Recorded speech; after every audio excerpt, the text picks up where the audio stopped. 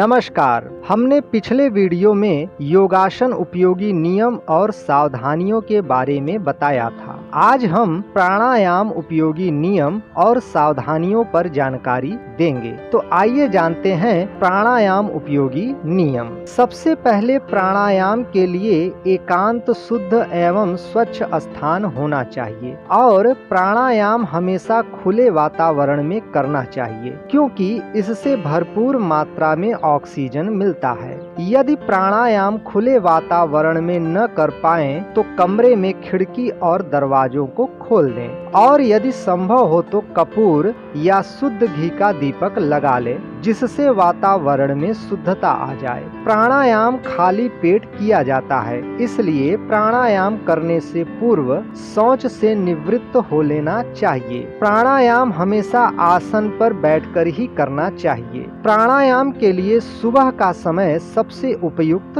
होता है, यानी सूर्योदय के समय प्राणायाम अत्यंत लाभकारी होता है। और यदि किसी कारणवश सुबह प्राणायाम न किया जा सके तो दोपहर के भोजन के 4 घंटे बाद शाम को सूर्यास्त के समय किया जा सकता है। प्राणायाम करने के तुरंत बाद स्नान नहीं करना चाहिए। प्राणायाम करने के आधे घंटे बाद ही स्नान करना चाहिए। यदि स्नान करने के बाद प्राणायाम किया जाए तो अत्यधिक लाभ मिलता है। प्राणायाम करने के आधे घंटे बाद भोजन व जल लेना चाहिए। यदि प्राणायाम करते समय बीच में प्यास लगे तो 2-3 घूंट पानी लिया जा सकता है। प्राणायाम में मांसाहार व मादक पदार्थ आदि का सेवन नहीं करना चाहिए।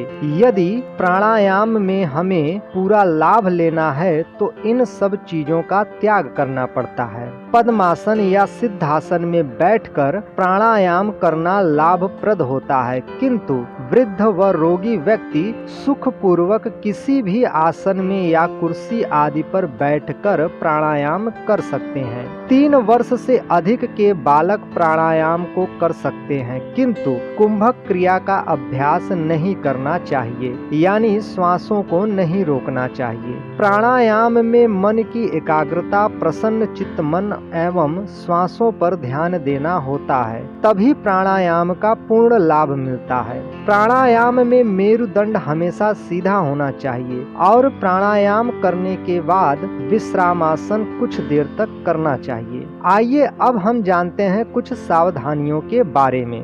गर्म तासीर के प्राणायाम जैसे भस्त्रिका, कपालभाति, उज्जाई, इन प्राणायाम को पित्त प्रकृति व उच्च रक्तचाप वाले आराम से धीरे धीरे अभ्यास करना चाहिए और ज्यादा देर तक अभ्यास नहीं करना चाहिए। ठंडी तासीर के प्राणायाम को जैसे शीतली, शीतकारी, इन प्राणायाम को वायु प्रकृति व निम्न रक्तचाप वालों को नहीं करना चाहिए। ऑपरेशन कराए हुए व्यक्ति कम से कम 6 से 8 माह तक कपालभाति व बाह्य प्राणायाम को नहीं करना चाहिए और मासिक धर्म के दौरान भी इन प्राणायाम को नहीं करना चाहिए। भस्त्रिका प्राणायाम, अनुलोम विलोम प्राणायाम खाना खाने के 1 से 2 घंटे बाद किया जा सकता है, परंतु कपालभाति प्राणायाम को खाना खाने के 4 से 5 घंटे बाद करना चाहिए। बुखार में सिर्फ अनुलोम विलोम प्राणायाम को किया जा सकता है। बहुत ज्यादा कब्ज होने पर प्राणायाम का अभ्यास नहीं करना चाहिए। किसी भी प्राणायाम का अभ्यास बलपूर्वक या जोर से नहीं करना चाहिए। तो यह थी आज की महत्वपूर्ण जानकारी प्राणायाम के बारे में। किसी भी प्राणायाम का लाभ हमें तभी मिलता है जब हम इन नियमों का अच्छी तरह से पालन करते हैं। तो मैं उम्मीद करता हूं कि आपको यह जानकारी अच्छी लगी होगी और इसका आप लाभ भी उठाएंगे। तो आज के लिए बस इतना ही। हम फिर मिलेंगे एक नई जानकारी के साथ। तब तक के लिए मैं मनोज आपसे आज्ञा लेता हूं। नमस्कार।